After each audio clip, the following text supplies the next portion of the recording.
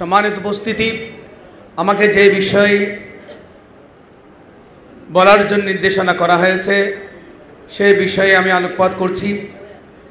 ইমাম আজম আবু হানিফা নুমান ইবনে সাবিত রাদিয়াল্লাহু তাআলা উনি অত্যন্ত পরহেজগার ছিলেন, মুত্তাকি ছিলেন এবং বিশেষ করে আল্লাহ আযজা ওয়া জাল্লা কালাম পাকের মধ্যে ইরশাদ করছেন, ইন্না আকরামাকুম ইনদাল্লাহি আতকাকুম, নিশ্চয় তোমাদের মধ্যে ওই সমস্ত বান্দারা আল্লাহর দুনিয়া তোমাদের কাছে অত্যন্ত সম্মানের পাত্র যারা আল্লাহ রাব্বুল আলামিনকে বেশি ভয় করে, যারা তাকওয়া অবলম্বন করেন। জোরে বলি সুবহানাল্লাহ। সেই ধারাবাহিকতায় ইমাম আজম হচ্ছেন মুত্তাকি। তার পক্ষে কথা বলতে চাই। বিশেষ করে বাদশাহ হারুনুর রশিদ ইমাম আবু ইউসুফ আলাইহির রাহমাকে বললেন যে তুমি ইমাম আজম আবু হানিফা রাহমাতুল্লাহ আলাইহি সম্পর্কে কিছু বলো। তিনি বললেন, ইমাম আজম আবু হানিফা রাদিয়াল্লাহু তাআলা কখনো হারাম বিষয়ের সাথে সম্পৃক্ত থাকতেন না। জোরে বলি সুবহানাল্লাহ। তিনি সর্বদা ইবাদতের মধ্যে নিয়োজিত থাকতেন। শরীয়তের কোনো মাসআলা ওনার কাছে আসলে উনি গভীরভাবে চিন্তা ভাবনা করতেন।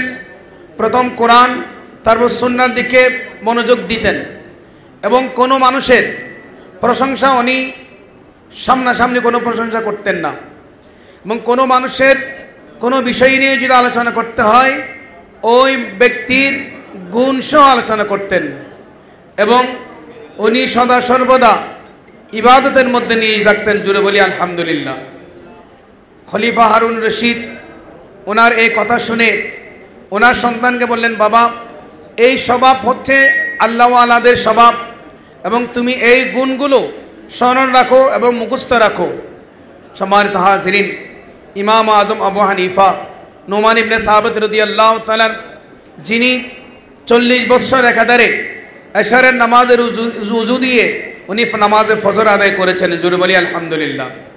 উনি এই আমলটা কেন করেছেন? করার কারণ হচ্ছে ওনাকে এক ব্যক্তি বললেন, ইমাম আজম আবু হানিফা নুমান ইবনে সাবিত রাদিয়াল্লাহু তাআলাকে খেতাব করে রাস্তার মধ্যে এক ভদ্রলোক বলেছিলেন, উনি এমন একজন ইমাম যিনি সারা রাত ধরে নামাজের মধ্যে নিয়ে যেয়ে থাকেন। ইমাম আজম রাদিয়াল্লাহু তাআলা ওই কথার পর থেকে উনি 40 বছর লাগাতার উনি নামাজে এশার পর উনি আর ঘুমান না, সারা রাত নামাজের মধ্যে থাকতেন। জোরে বলি সুবহানাল্লাহ। ওনার বক্তব্যরা জিজ্ঞেস করলেন, হুজুর আপনি সারা রাত ঘুমান না? বলে, আমি কীভাবে ঘুমাবো? মানুষের কলবের মধ্যে আমাকে নিয়ে যে ধারণা করা হয় আমি যেন সে ধারণাকে বাস্তবায়ন করি। জোরে বলি সুবহানাল্লাহ। সম্মানিত হাজিরিন, আরজ করতে চাই, ইমাম আজম আবু হানিফা নুমান ইবনে সাবিত রাদিয়াল্লাহু তাআলা ওনার কাপড়ের ব্যবসা ছিল, উনি ব্যবসা করতেন। ব্যবসার মধ্যে ওনার যে শরিকদার ছিলেন, একবার একটা কাপড়ের বড় একটা থানের মধ্যে ত্রুটি ছিল। এই ত্রুটিপূর্ণ বিষয়গুলো উনি ওনার শরিকদারকে বললেন, এই কাপড়ের থানটা বিক্রি করার সময় যিনি কিনে নেবেন ক্রেতা, ওনাকে বলবেন এটার মধ্যে ত্রুটি আছে। কিন্তু উনি ভুলে গেলেন, ওনার ভুলের কারণে ওই কাপড়ের থানটা বিক্রি করা হয়েছে।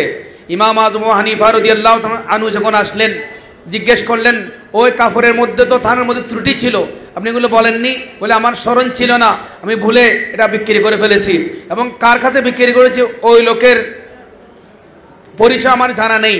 তখন ইমাম আজম হানিফা নুমান ইবনে সাবিত রাদিয়াল্লাহু তাআলা ওই কাপড়ের বিক্রয়লব্ধ যে টাকা ছিল 30 দিরহাম, ওই 30,000 দিরহাম ছিল। 30,000 দিরহাম ইমাম আজম হানিফা নুমান ইবনে সাবিত রাদিয়াল্লাহু তাআলা এগুলো উনি সদকা করে দিয়েছিলেন। জোরে বলি সুবহানাল্লাহ। একবার ইমাম আজম হানিফা নুমান ইবনে সাবিত রাদিয়াল্লাহু তাআলা একজন লোক ইন্তেকাল করেছেন, ওনাকে নামাজে জানাজা পড়ানোর জন্য নিয়ে গেলেন। ওখানে জানাজা এখনো ময়্যত জানাজার মাঠে আনা হয়নি। তখন প্রচণ্ড গরম ছিল। ওই সময় একজন ওনার খাদেম বললেন, হুজুর এখানে প্রচণ্ড গরম, রোদ পড়ছে, একটা ঘর দেখা যাচ্ছে, সে ঘরের ছাদের নিচে একটু দাঁড়ালে ভালো হয়। ইমাম আজম বললেন যে আমি ওই ব্যক্তির ঘরের ছাদের নিচে দাঁড়াতে পারবো না, কারণ যে ঘরের কথা তুমি বলছো ওই ঘরের মালিক আমার কাছ থেকে কর্জ নিয়েছেন, উনি আমার মকরুজ।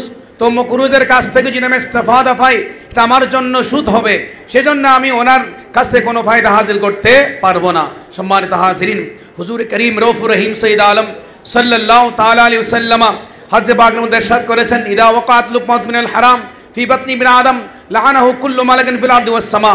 হুজুর করিম সাল্লাল্লাহু তাআলা আলাইহি ওয়াসাল্লাম ইরশাদ করলেন, যখন বনি আদমের পেটের মধ্যে এক গ্রাস হারাম যখন প্রবেশ করার সাথে সাথে কুল কায়নাতের সকল ফেরেশতারা ওই বান্দার উপর লানত করে, জুড়ে বলি নাউজুবিল্লাহ। মা দামাত তিলকাল লুকমা ফি বাতনিহি ওয়া মাতা ফি তিলকাল হালা ফামাওয়াহু জাহান্নাম আও কামা ক্বালা আলাইহিস সালাতু ওয়াসসালাম। যদি ওই হারাম লুকমা পেটের মধ্যে থাকা অবস্থায় ওনার ইন্তেকাল হয়, উনি শুধু জাহান্নামে যাবে, জুড়ে বলি সুবহানাল্লাহ।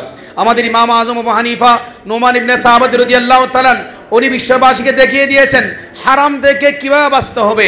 উনি হারামকে গ্রহণ করেননি, হারাম থেকে উনি নিজেকে বাঁচিয়ে রেখেছেন, আমাদেরকে শিক্ষা দিয়েছেন, জুরে বলি সুবহানাল্লাহ। আরেকটা কথা বলে শেষ করছি।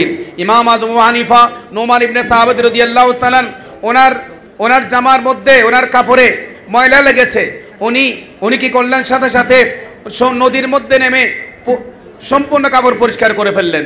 ওনার বক্তারা জিজ্ঞেস করলেন, হুজুর আপনার শরীয়তের যে মাসালা কাপড়ের মধ্যে ময়লা লাগলে 3 বার ধুয়ে ফেলে পাক হয়ে যায়, তো আপনি সমুদ্রের মধ্যে নেমে এমন করে পরিষ্কার করলেন কোমর পর্যন্ত, কারণ কি? বলেন এই জন্য, এটার কারণ হচ্ছে ওটা হচ্ছে শরীয়ত আর এটা হচ্ছে তাকওয়া, জুড়ে বলি সুবহানাল্লাহ। তো ইমাম আজম আবু হানিফা নুমান ইবনে সাবিত রাদিয়াল্লাহু তাআলা আমাদেরকে সেই শিক্ষা দিয়েছেন। আল্লাহ আযজা ওয়া জাল্লা ঘোষণা দিচ্ছেন, ওয়ালাল আখিরাতু ইনদা রাব্বিকাল লিল মুত্তাকিন। পরকাল হচ্ছে, আল্লাহ রাব্বুল আলামিন বলেন পরকাল মুত্তাকিদের জন্য, জুরে জুরে বলি সুবহানাল্লাহ।